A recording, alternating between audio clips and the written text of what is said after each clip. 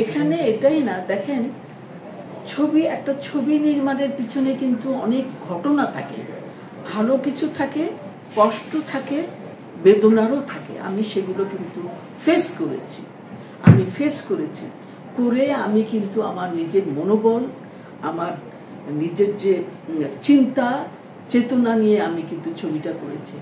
রিয়াজ একমাত্র শিল্পী, সে আমার আত্মীয়, কিন্তু তাছাড়াও সে কিন্তু আমার এই ছবি, অনুদানের ছবি, তখন অনুদান খুবই কম, 15-16 লাখ টাকা। এটা দিয়ে ছবি তো করার দূরে থাক, কিছুই হয় না, শিল্পীদের পারিশ্রমিকই দেওয়া যায় না।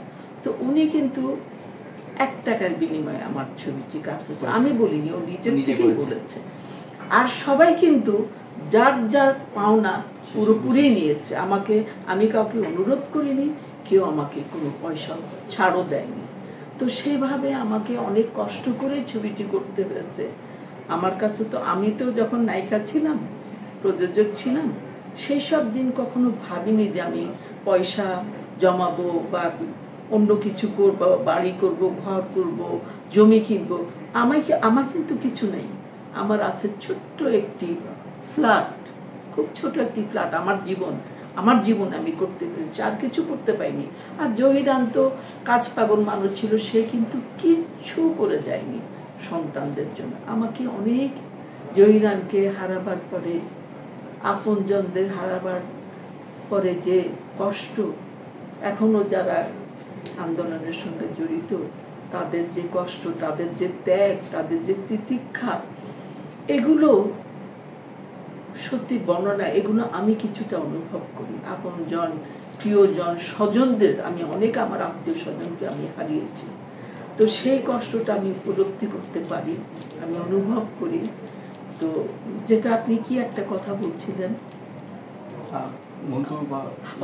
এদেরকে আমি একটা কথাই বলেছি, মন্টুকে যখন অভিনয় করেছে শিল্পীদেরকে আমি মনিটর দিয়েছি। এবং আমার যদি কখনো কোনো জায়গায় মনে হয়েছে যে এই জায়গাটা আমি যেরকম চাই সেটা হয়তো হচ্ছে না, কিন্তু আমি জোর করে বলি নাই, ওরা ভালো আর্টিস্ট, ভালো অভিনয় করে, তাদেরকে বলেছি বইটা ভালো করে পড়ে নিতে, বইটা ভালো করে পড়তে, এবং তারা পড়েছে।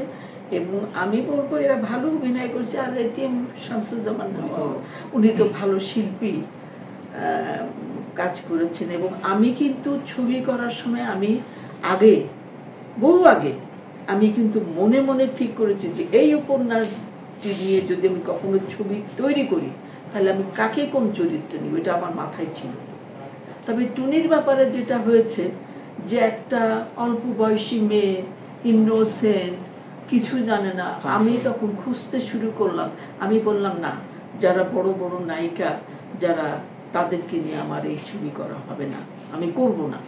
তখন আমি খুঁজতে আমার যেভাবে জহিরান সাহেব নায়িকার বর্ণনা দিয়েছেন, নাক চোখ মুখের থেকে শুরু করে সব, আমি তেমন নায়িকা খুঁজে সেই রংপুর থেকে একটা ক্লাস 9-এ পড়া মেয়েকে আমি খুঁজে নিয়ে এসে তাকে আমার বাড়িতে রেখে, আমার বেডরুমে রেখে, আমি তাকে 1 মাস 15 দিন বিভিন্ন সময় আমাকে রেখে, তাকে আমি শিখিয়েছি কিভাবে কোন চরিত্র, কোন জায়গাটায় কিভাবে তুমি অভিনয় করবে। আমি কোনো গ্লিসারিন ব্যবহার করিনি। আমি গলা পানিতে ক্যামেরাম্যানের সঙ্গে পানির মধ্যে নেমে আমি নায়িকাকে আমি বলেছি যে আমি কিন্তু গ্লিসারিন দিব না, তোমাকে কাঁদতে হবে।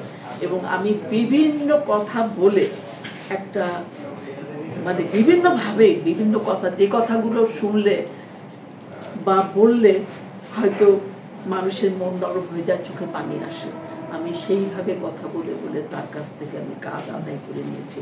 এবং আমি যখন নায়িকাকে নিই, তখন কিন্তু আমার ইউনিটের সবাই যারা, তারা কিন্তু মত দেয়নি, বলছে যে না, এত বড় রিস্ক আপনি নিয়েন না, এই নতুন নায়িকা দিয়ে আপনি এই ছবি করেন না। আমি বলছি না, আমি করব। এবং তার কাছ থেকে অভিনয় আদায় কিভাবে করতে হবে সেটা আমি করে নিব, সেটা নিয়ে আপনারা ভাববেন না।